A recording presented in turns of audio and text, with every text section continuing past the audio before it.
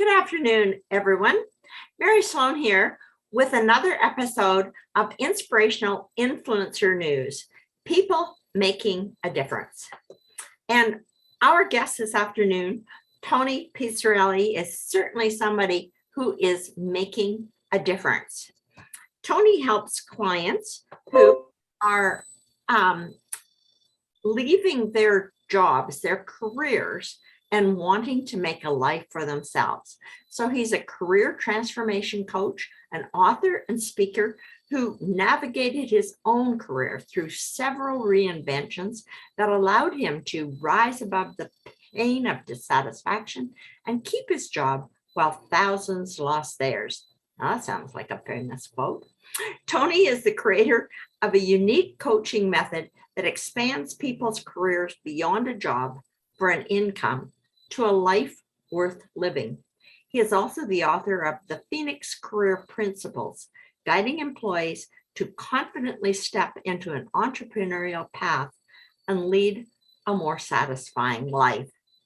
So, Tony, what is it that you really want people to know that you would be really unhappy if we didn't cover during the course of this interview? I guess what I'd really like people to take away from our conversation today is that with technology the way it is today, it's never been really more easier to actually work for yourself and actually take control of your destiny. So someone who's sitting in a corporate job or a government job who believe they're stagnating, not utilising their potential and their strengths and their talents, who feel like they're just wasting their time in that sort of employment, not making a difference in the world. The opportunities have never been greater to step out of that life. However, there is a path that will lead to success, and there is another path that will lead to a great fall. So, Mary, we've seen success path. Yeah, so we know, Mary, that of the last 18 months, 2 years even, there's been this concept or phenomenon going on in the world called the Great Resignation, where people have started leaving their jobs in droves. However, but what's also come to light is a lot of these people have gone from the Great Resignation to the Great Regret. Oh, dear. Okay, if things haven't worked out as they had hoped, because they simply jumped thinking the grass will be greener on the other side. Well, that's not always the case. So that's probably a pretty good idea. So my approach when I work with clients is, if you want to really leave a desperate career or a desperate life behind and step into something greater, it's a life shift. It's more than just a job change. You're actually shifting a bigger dynamic here. And the secret, Mary, is to plan it out usually a number of years in advance. That's the key. And I cornered onto this concept when I watched people I worked alongside in my corporate days. They had what was going on was side hustles. So they were doing their day jobs, and in the background, they were building these side businesses. They were doing it for two reasons. One, if they eventually became tired of their work, they could step into something else. Alternatively, if the company all of a sudden slammed the door on their job, which was happening in significant numbers. So they were going to be prepared. Then there was another set of people, Mary, that just rocked into work each day and just kept going as normal, thinking that their world would be okay, that their employer would look after them, and then lo and behold, they were shown the door, and it was a devastation for them. Yeah, that would be very hard. Okay, and they felt betrayed. And I'm saying, your employer really doesn't owe you a living for life. That concept went out the doors a long time ago. So I'm a big advocate for managing your career proactively. So you're in charge. Well, and it sort of sounds like it's more, even than a career, almost managing your money-making life proactively, where you are responsible for having income coming in, however that happens, and however many sources you may have to go to make it happen. Exactly. Income, actually, Mary, is one, and this is a significant component, but there's a lot more to a person's career than just the income and the job they do. A lot of times their whole identity, who they are, revolves around their career. You go to an event somewhere or a party or a social gathering, people ask you, what do you do? You become defined by the nature of your work. Right. And how you're perceived. Well, I'm a doctor, or I'm a lawyer, or I'm something else. You immediately sort of position somewhere in the hierarchy, if you like, of where you fit into society's sort of status, if you like. So there's a lot more to a career than just simply a job that you perform. It's your place in the world a lot of times. Well, you and I were chatting about, I think a really good quote from Thoreau, and I'll let you use it because I think you had a handle on it. But, you know, it's frightening to think that people absolutely lead lives of quiet desperation. Yes, the gentleman was Henry David Thoreau, and some 150 years ago. So this is not a new phenomenon about people not liking their jobs or not being comfortable with their lives. Said the mass of men live lives of quiet desperation. And that quote has always stayed with me because that was something I experienced early on in my career, which has really been the impetus for me doing the work I do today. So I started my career doing accounting work in a large corporation. So here I was, on one hand, Mary, I had a secure and well-paid job. It was a professional job where I was respected by people.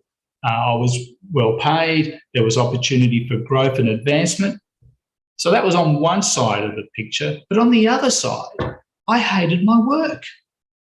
I hated it. Each month was the same cycle. The first week of the month, I would have to collect data. The second week, I would have to organise it. The next week, I would have to analyse it. And then the fourth week of the month, I would need to report on it. That month ended and the next month started again, and it was the same process. I'd remember going for walks in the park at lunchtime thinking, is this what I'm going to be doing for the next 35, 40 years of my career? No way. But my issue was I had invested 3 years of a tertiary qualification to become an accountant, and could I just simply throw that away? I couldn't. So I was in this real dilemma, and people really couldn't make sense of what are you dissatisfied with? You've got this, this, and this, yet my heart really wasn't in it because I'm not really an accountant by nature. And Abraham Maslow, who was famous for Maslow's hierarchy, said, well, if you're a musician, you need to make music. If you're a teacher, you need to teach. I was something else, trying to be an accountant. And it doesn't work. You can do it potentially for a short period of time, but there's no way you're going to do it for 30, 40 years. That is a desperate existence, as Henry David Thoreau was saying. That is it, isn't it? Trying to be someone you're not. Well, yeah. And I think there's a lot of people get talked into careers that they're not really interested in by well-meaning parents, where the parent thinks, oh, yes, but you have a good job and you'll have security and you'll have all these, attributes which sound really good when you don't think about the living quality of your life. Yes. As you said, well-intentioned parents are trying to steer your career in a certain direction, teachers may be steering you in a certain directions, and friends and colleagues or other forces. Really, it comes down to listening to your own heart, where your heart wants to take you. I recently heard a beautiful story of, and this comes out of Keith Urban's book, who, as a 8 or 9-year-old, attended a rock concert in Brisbane, Australia, one night with his parents. So here they are in the back of the audience, and then the stage goes dark, Mary. And then a light comes on the stage, a gentleman walks on the stage and says, "Hello, my name is Johnny Cash." And at that moment, an 8-year-old Keith Urban said, "That's who I'm going to be." There's no parental pressure.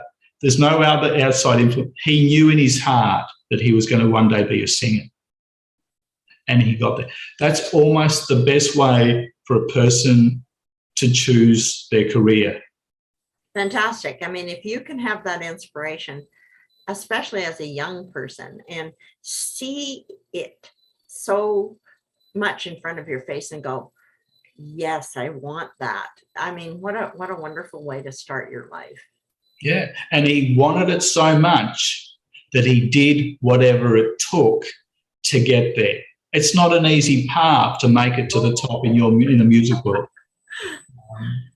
A lot of people get knocked down along the way. So, that's a beautiful story of how you can actually come into an inspiring life. Now, if you ask Keith, are there challenges in your life? Yes, but would he be living a quiet life of desperation as a singer? No. He loves what he does. Today he's a coach on voice programs and stuff like that. He's passionate about his field. And isn't that great to be able to live a life of passion as opposed to, I guess, necessity? Like I have to do this. Necessity, compulsion, having to conform, all that, playing by someone else's rules, that can become really tiring when you get to a certain age point. I came across a story of a gentleman. People talk about the sort of things you can do to improve your health, Mary. And the typical answers are what?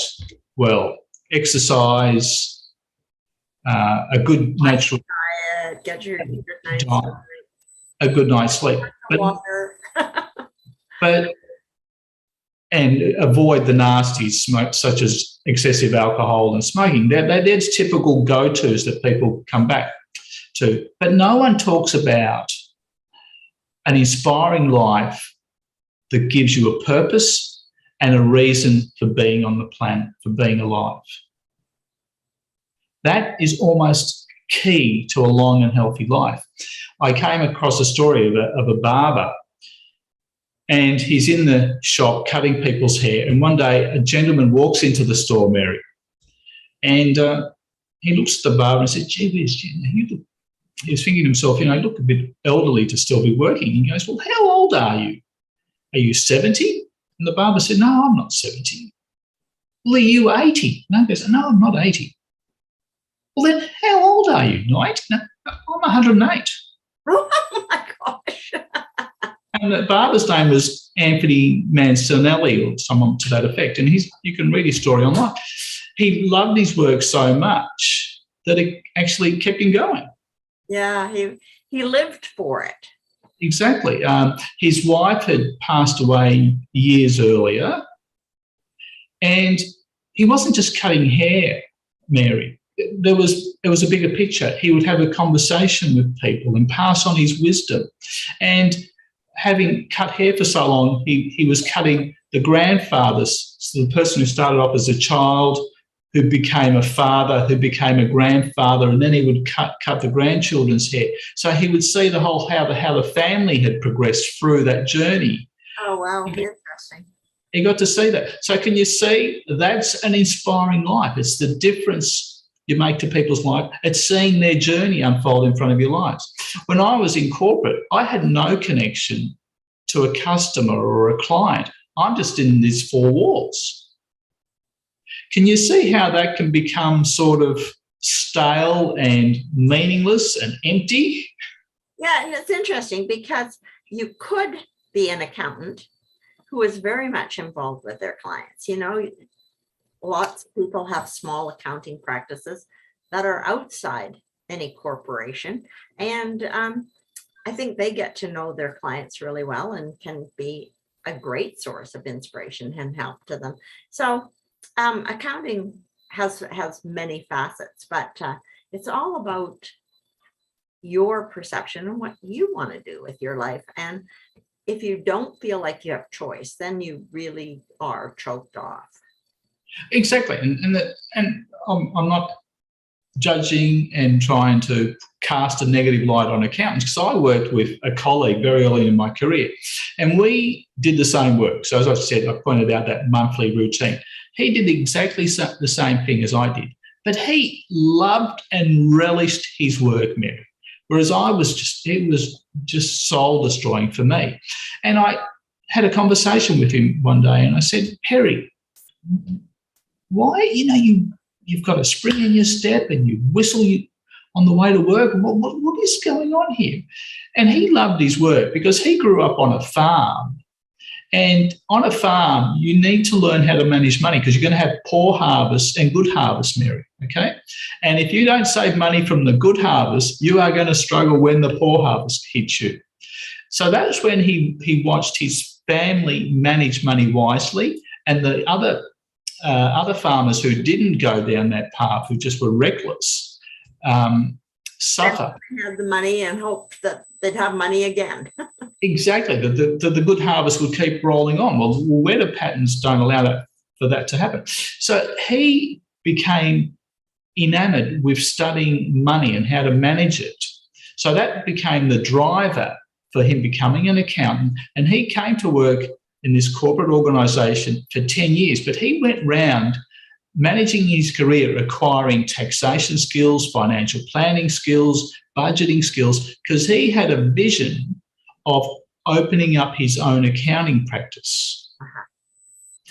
He was inspired because he had a long-term vision. I came into work because I thought work was just about collecting a paycheck. I need a paycheck, I'll show up. And that was, no one told me, well, no, actually, Tony, your career needs to be inspiring. It needs to leverage your talent and your skills and your strengths. No one mentioned that. It was just get a job, have an income, you get security.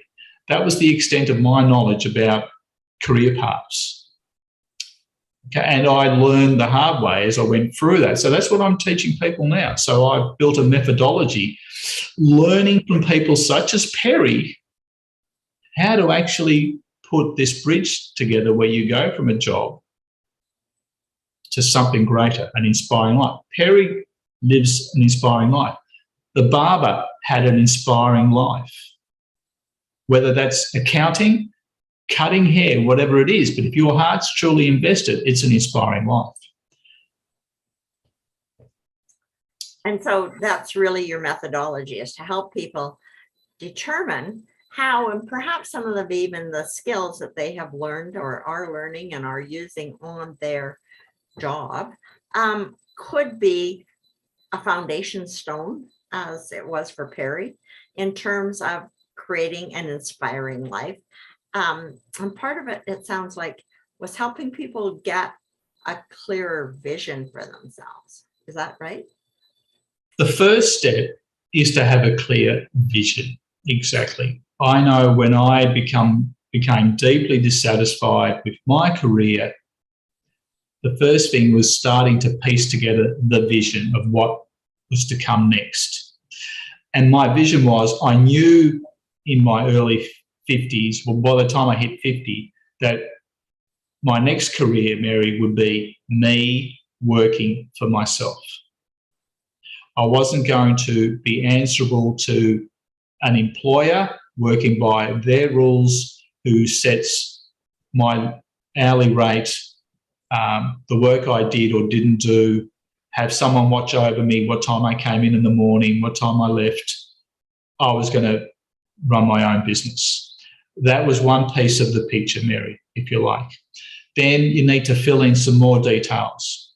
Well, who exactly are you going to work with? In my case, it's the business professional who hits a critical juncture in the career where I'm done. I can't keep doing this. Okay.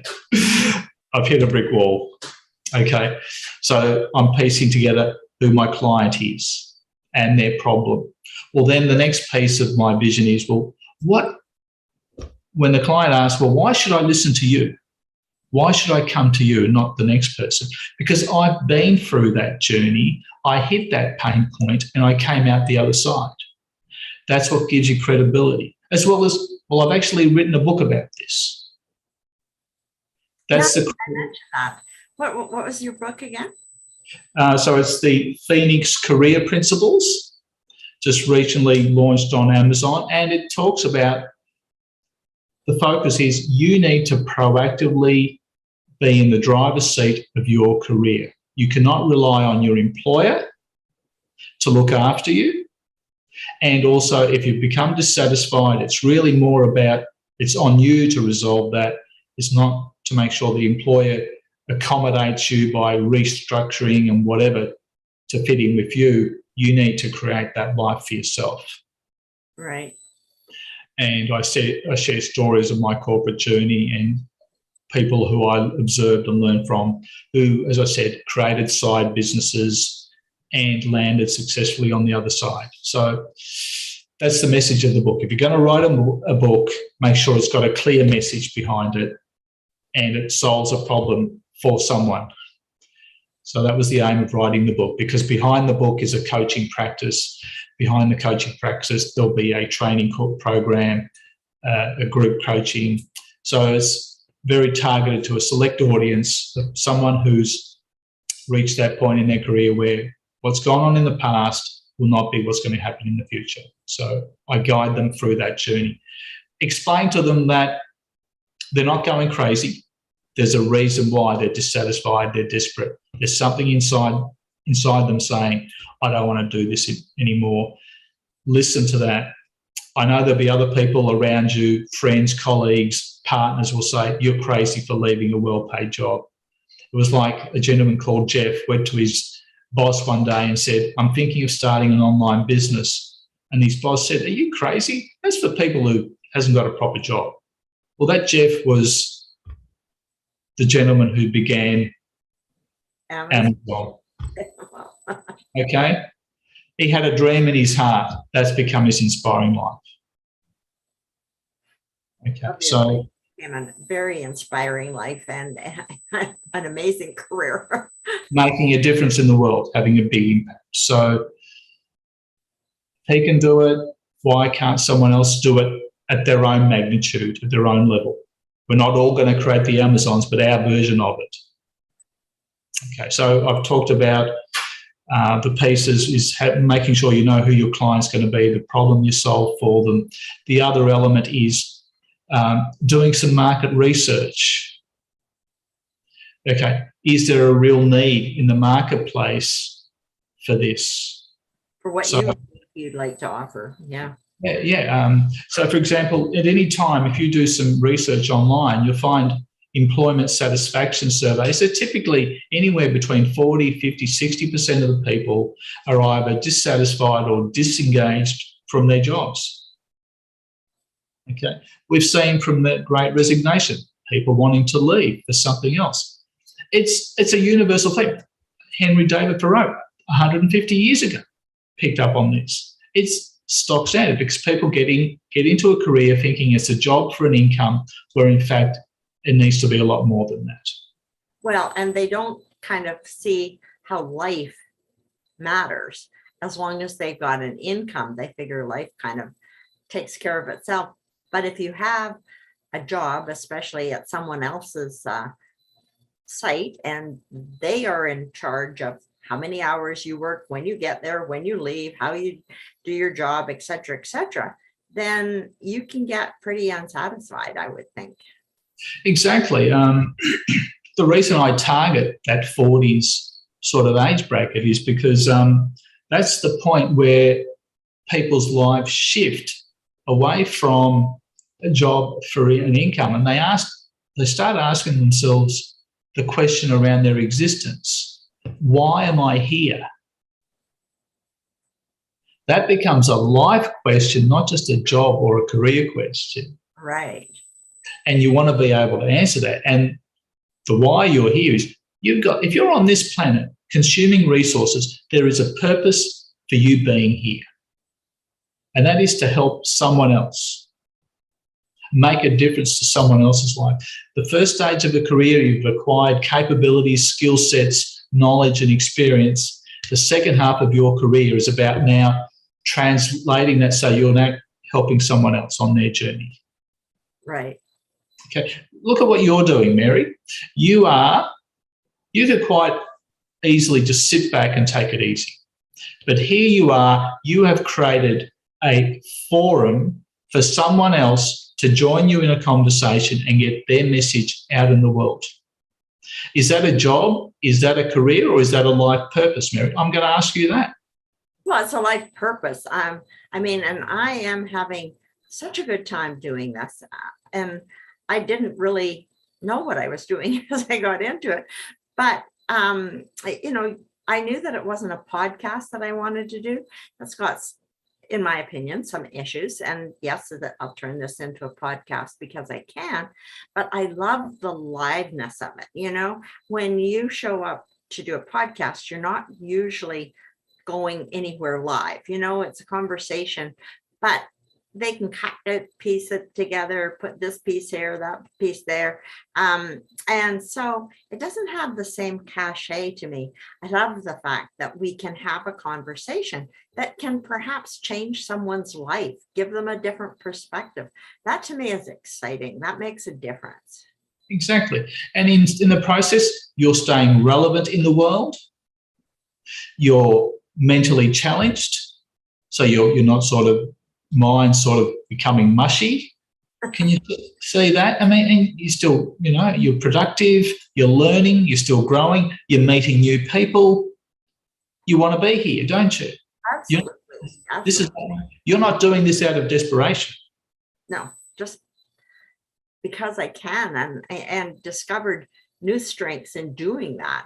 Some of the technical challenges, and I didn't grow up with tech, so it's like, oh wow. And you're not on your own, yeah. So we're just going back to, okay, so you need to do some market research. So we know there's a demand. I remember when I used to catch the train to work, I would see people walking to the train station, or I sat next to them on the train. They looked gloomy and, really dissatisfied about fronting up to another day's work. There was very rarely that I saw a person walking to work with a spring in their step or whistling on the way to work, because it was just going to be another day of drudgery for them. So that was my market research. Then I needed to understand, well, who are my competitors? How many people who else does what I'm doing? And what I found was there's a lot of organisations who have recruiters and what's called employment advisors. And they help people make career transitions, but typically those people are helping people go from one job to the next. Yeah. But it's still a job, Mary. I'm saying, no, I'm taking you out of an old life into a new one. So I've created differentiation. So that's another thing I say to my clients. Okay, if you're going to set up something like your own business, how are you different from a competitor? And being able to explain, well, why should I buy from you? Can you answer that? Because in my case, I'm moving you out of an old life and into something new, not just improving your interview skills or polishing up your resume. It's a bigger picture. We need to plan this out. So that's the market research component. You also need to know your strengths and weaknesses. You mentioned technology isn't your go, and neither is it mine, but I'm not going to let that stop me running my own business. I'm not going to stop me either. You can learn it. It is learnable. You can learn it, or you can connect with the younger generation and hire them to help you do it for you. Okay, so there's multiple ways. Educate yourself on it, hire it, outsource it, but make sure you know that that's your weakness. Don't let your weakness stop you, and just work around it. And then know your strengths. I know my strengths, and that came back from feedback when I was in my later stages of my corporate career was, Tony, you are a coach, you are a mentor, you are a teacher. It was starting to happen spontaneously in the later phase of my career where I was gravitating to mentoring the younger generation. I became more interested in that than the actual work that I was doing. Interesting. And management encouraged it because it's important that we nurture the next generation. So, and that became the clue. Okay, that's what I'm really passionate about, is actually teaching and coaching. I'm really deep down a teacher, not an accountant. Okay. Once you connect with who you really are, the desperation starts to fall away. Okay. And then you start doing what you love. So that's that piece. And another element I say to people in terms of making this transition from a career, desperate career to an inspiring life is you really need to know your financial position. Setting up your own business can be rocky at certain times. The income can be unpredictable. You need typically to have a bit of a financial reserve or a buffer, if you like, to see you through the initial phase. Right. So that's another element. And the other component in terms of my methodologies is to step into a side hustle. Start building this, the next phase of your life, while still employed. Sadly, we're going to have to come to an end because our time is running out. So how can people get hold of you? Well, they can go to my website, tonypisanelli.com. They can go to Amazon if they want to look into my book, The Phoenix Career Principles. And I'm on LinkedIn as well. And so just really pick up his name and search that. It'll probably give you his LinkedIn, definitely give you his website. And by all means, get in touch with him. Don't lead a life of quiet desperation. Let's leave that right here, right now, and make a pledge to ourselves that that's not necessary. We can live a life that we love, and it's up to you to make a choice. And I want to thank you. It was really a great interview, and it was so exciting that I lost track of time. And that's really not me. I'm careful with that. But anyway, it was all fun, and I really appreciate you. And perhaps we'll talk again. Who knows? Thank you. Thank you, Mary. Thank you.